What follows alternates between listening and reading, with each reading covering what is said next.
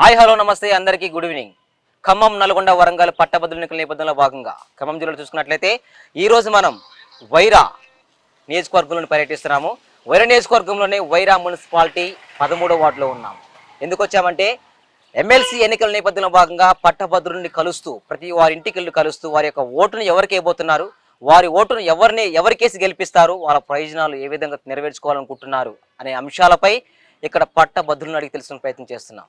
దీనిలో భాగంగానే మన పక్కన ఒక పట్టభద్రుడు ఉన్నారు. అతనితోటే మాట్లాడి అతని వివరాలు తెలుసుకునే ప్రయత్నం చేద్దాం. నమస్తే అన్న. నమస్తే. మీ పేరన్నా? అలీం పాషా. మీ క్వాలిఫికేషన్? MA BEd. ప్రజెంట్ మీరు ఏం చేస్తున్నారండి ఇప్పుడు? నేను గత 10 సంవత్సరాలుగా ప్రైవేట్ ఉపాధ్యాయునికి పనిచేశాను, ప్రైవేట్ కళాశాలలో. తర్వాత ఇప్పుడు ఒక నిరుద్యోగిగా ఉన్నాను. ప్రస్తుతం గవర్నమెంట్ ఉద్యోగం కోసం ప్రయత్నం చేస్తూ ఉన్నాను. ఓకే అన్న. అయితే ఏంటన్నా ప్రజెంట్ మేము వచ్చిన అంశం ఏంటంటే ఖమ్మం, నల్గొండ, వరంగల్ ఈ 3 జిల్లాలు కలిపి పట్టభద్రుల ఎన్నిక నిర్వహించబోతున్నారు. దీనిలో భాగంగానే ఈ నెల 27వ తారీఖున ఎమ్మెల్సీ ఎన్నికలు నిర్వహిస్తున్నారు.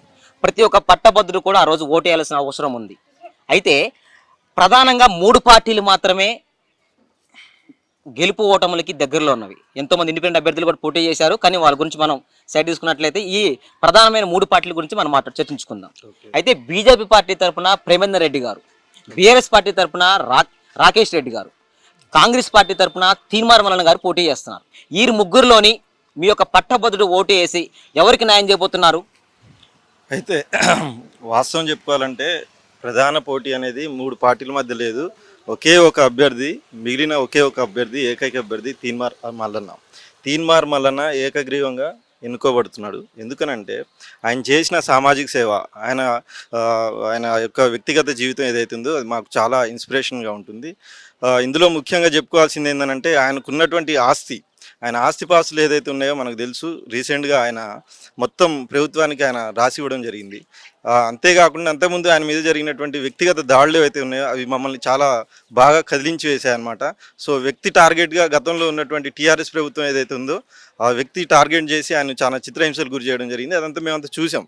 సో దానిలో భాగంగానే ఈసారి ఈ 3 జిల్లాలకు సంబంధించి ఏదైతే పట్టభద్రుల ఎన్నిక జరుగుతుందో దీంట్లో మా యువత ఏదైతుందో ముఖ్యంగా ఖచ్చితంగా ఈసారి రాబోయే ఈ ఎమ్మెల్సీ ఎలక్షన్లో ఏకగ్రీవంగా ఏకపక్షంగా తీన్మార్ మల్లకి ఓటు వేసి ఆయన్ని గెలిపించాలని చెప్పేసి మేము స్ట్రాంగ్ డెసిషన్ తీసుకోవడం జరిగింది. Okay thank you sir. మీరైతే కంఠాస్పదంగా తీన్మార్ మల్లన్న గారికి మా యొక్క పట్టభద్రులు నాకు సంబంధించిన ఓటు వేస్తా అంటున్నారు. దానిలో భాగంగానే మీరు ముందుగా 2 విషయాలు మాట్లాడారు. ఏం మాట్లాడారంటే నేను ఒక లెక్చరర్ అని మాట్లాడారు, దాంతో జిమ్ ట్రైనర్ అని మాట్లాడారు. మీరు ఎప్పుడు నుంచి చేస్తున్నారు సార్ జిమ్ ట్రైనర్గా? నేను జిమ్ గత 15 సంవత్సరాలుగా నాకు జిమ్లో అనుభవం ఉంది. నా జిమ్లో నాతో పాటు చాలామంది వచ్చారు. నేను చాలామందికి ట్రైన్ చేశాను. సో అందులో భాగంగా చాలామందితో డిస్కషన్ చేయడం జరుగుతుంది. రాజకీయాల గురించి కూడా మాట చేయడం జరుగుతుంది. సో మా ఇక్కడ ఖమ్మం జిల్లా వైరాలో ముఖ్యంగా మా వార్డులో 13వ వార్డులో ఏదైతే ఉందో ఇక్కడ యువత చాలామంది అన్ఎంప్లాయీస్ ఉన్నారనమాట. సో వాళ్ళ నుంచి వచ్చే ఏకైక మాట ఏంటనంటే కాంగ్రెస్ ప్రభుత్వం, దట్టు తీన్మార్ మల్లన్న. సో ఆయనకే మేము ఓటేయాలని చెప్పేసి చాలా దృఢంగా నిశ్చయించుకోవడం సార్. బహుశా ఇప్పుడు మీరు ఒక జిమ్ ట్రైనర్గా ఇన్ని సొంత మట్టి వర్క్ చేస్తున్నారు, దాంతో పాటుగానే ఒక లెక్చరర్గా వాళ్ళు కళాశాల వర్క్ చేస్తామని చెప్తున్నారు కదా. ఎంతమంది ఉంటారు సార్ మీ శిష్యులు? మ్యాక్సిమం వేలలో, చాలా వేల మందికి. నేను గత 10 ఏళ్ళుగా లెక్చరర్గా ఉన్నాను, ఇంజనీరింగ్ కాలేజీలో చెప్తా ఉన్నాను ఖమ్మంలో. సో కొన్ని వేల మందితో నేను మాట్లాడడం జరిగింది, టీచ్ చేయడం జరిగింది. వాళ్ళ యొక్క నేతృత్వం, వాళ్ళ యొక్క విద్యకు సంబంధించి నేను చాలా డిస్కషన్ చేయడం జరిగింది.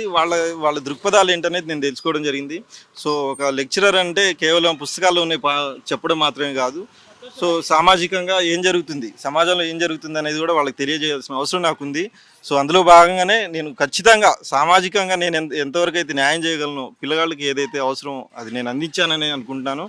అందులో భాగంగానే నేను ఈ రోజున సామాజిక సేవ అంటే మరొకటి కాదు, జేబులో ఉన్న డబ్బులు తీసి ఇవ్వాల్సిన అవసరం లేదు. కానీ మన నోటి నుండి వచ్చే ఒక మాట అది చాలామంది జీవితాలని మార్చేస్తుంది. సో అందుకే ఏంటనంటే ముఖ్యంగా గాంధీజీ ఒక మాట అన్నారు, no one is perfect 100% in this world, said by Mahatma Gandhi. So ఏమన్నాడంటే ఎవరు 100% కరెక్ట్ కాదు. సో ఉన్న వ్యక్తుల్లో ఎవరైతే ఎక్కువ నిజాయితీ పడి ఉన్నారో ఆయన్ని ఎన్నుకోమని చెప్పేసి దాని అర్థం. సో అందులో భాగంగా నేనేమంటున్నా అంటే మనకు తీన్మార్ మల్లనే ఏకైక మార్గంగా కనిపిస్తున్నారు.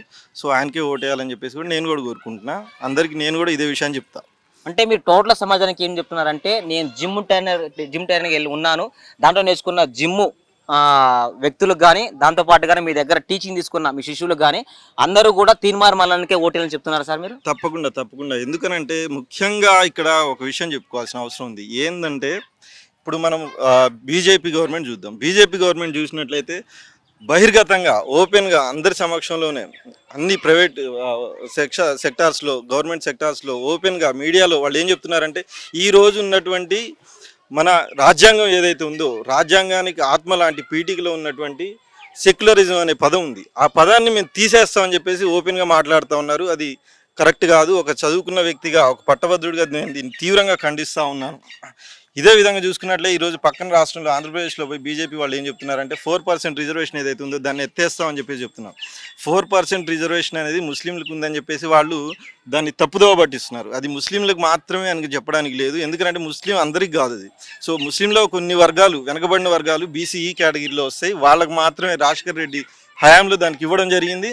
సో దానికి వీళ్ళు ఒక్కళ్ళంటే ఒక్కరు కూడా దేశ స్వాతంత్రోద్యమంలో పాల్గొనని బీజేపీ వాళ్ళు ఈ రోజున దాన్ని వ్యతిరేకించడం అనేది హాస్యాస్పదం.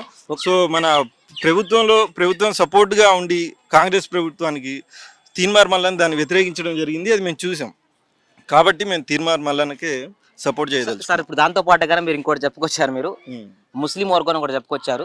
ఈ తెలంగాణ రాష్ట్రంలో కూడా ఈ 3 జిల్లాలకు సంబంధించిన అంటే రాష్ట్రం మొత్తం కూడా ఉన్న ముస్లిం వర్గాల్లో కూడా అంటే మీకు సంబంధించిన వ్యక్తులకు కూడా ఏ విధమైన సందేశం ఇవ్వబడుతున్నారు ఎమ్మెల్సీ ఎన్నికల్లోని? ఎలక్షన్ విషయానికి వస్తే 2010, 11, 12లో మేము మా చదువుకునే రోజుల్లో కానీ మేము కళాశాలను బహిష్కరించి ఆంధ్ర ప్రిన్సిపల్స్ని కాలేజీలో గేట్లు వేసి లోపల బంధించడం జరిగింది. మేము తెలంగాణ కోసం చాలా కోట్లాడడం జరిగింది. సో ఆ పెయిన్ ఏంటనేది మాకు తెలుసు. తర్వాత ఏర్పడినటువంటి తెలంగాణ ఉద్యమంలో మా కష్టాలు తీరితే అందరికీ గవర్నమెంట్ ఉద్యోగాలు వస్తాయి, ఇంటికి ఒక ప్రభుత్వ ఉద్యోగం ఇస్తా అని చెప్పేసి తర్వాత ఏర్పడినటువంటి టీఆర్ఎస్ గవర్నమెంట్ ప్రగల్భాల వల్కి అబద్ధాలు చెప్పడం జరిగింది. దాన్ని జనాలు నమ్మారు. ఇప్పుడు జనాలు వాస్తవాలు ఏంటనేది తెలుసుకున్నారు. సో వేరే పార్టీ వైపు చూడడానికి కూడా మాకు ఇంట్రెస్ట్ లేదు. ఖచ్చితంగా తీన్మార్ మల్లన్నకి మా ఓటేస్తాం. వేయడమే కాదు వేయమని చెప్పేసి అందరికీ చెప్తాం. ఇది damn sure. Okay, thank you sir. అడిగిన వెంటనే మీ యొక్క అమూల్యమైన సందేశం మాకు అందించినందుకు. ఓకే సార్, చూస్తున్నారు కదా ఇక్కడ ఒక గతంలోని ఒక జిమ్ ట్రైనర్గా వర్క్ చేస్తూ దాంతో పాటుగానే కొంతమంది అంటే పలు కళాశాలలోని ఉపాధ్యాయుడిగా వర్క్ చేస్తూ ఎంతోమంది విద్యార్థులను ఇక్కడ ఒకటి చెప్పాలంటే ఉపాధ్యాయుడు ఎప్పుడు కూడా అక్కడే ఆగిపోతాడు. కానీ అతనికి నేర్చుకున్న స్టూడెంట్ విదేశాలకు ఎక్కడెక్కడెక్కడో స్థిరపడి ఉంటారు. అంటే బహుశా సార్ చెప్పిన మాటల విషయం చూసినట్లయితే ఎంతో మంది నా దగ్గర చదువుకొని వెళ్ళారు. వారందరూ కూడా తీన్మార్ మల్లన్నకే ఓటేసే విధంగా నేను కృషి చేస్తాను. దానితో పాటుగానే తెలంగాణ రాష్ట్రంలోని ముస్లింలకు సంబంధించినవి వారికి ఎన్నో రకాల ఇబ్బందికి గురి చేస్తున్నారని వారి తరపున కూడా తీన్మార్ మల్లన్న గారు గెలిచిన వెంటనే వారిలో నిరుద్యోగులను గుర్తించి వారికి కూడా నోటిఫికేషన్లు విడుదల చేసి వారికంటూ ఒక కేటగిరీ ఉద్యోగాలను నియమించాల్సిందిగా సార్ కోరుకుంటున్న వ్యవహారం. మేము కూడా చెప్పేది ఏంటంటే తీన్మార్ మల్లన్న గారు ఎక్కడ చూసినా కూడా మీ పేరు వినిపిస్తుంది. మా ఓటు తీన్మార్ మల్లన్న గారికి గెలవాల్సింది అతనే, ప్రశ్నించే గొంతుకు అతనే అనేది ఎక్కడ చూసినా ఇది వినిపిస్తుంది. కానీ వాళ్ళ కోరికలు మొత్తం కూడా తీర్చే బాధ్యత మీ ఉందని మేము తెలియజేస్తున్నాం. కెమెరామెన్ ప్రకాష్ తోటి వైరా నుండి కే వినోద్ కుమార్.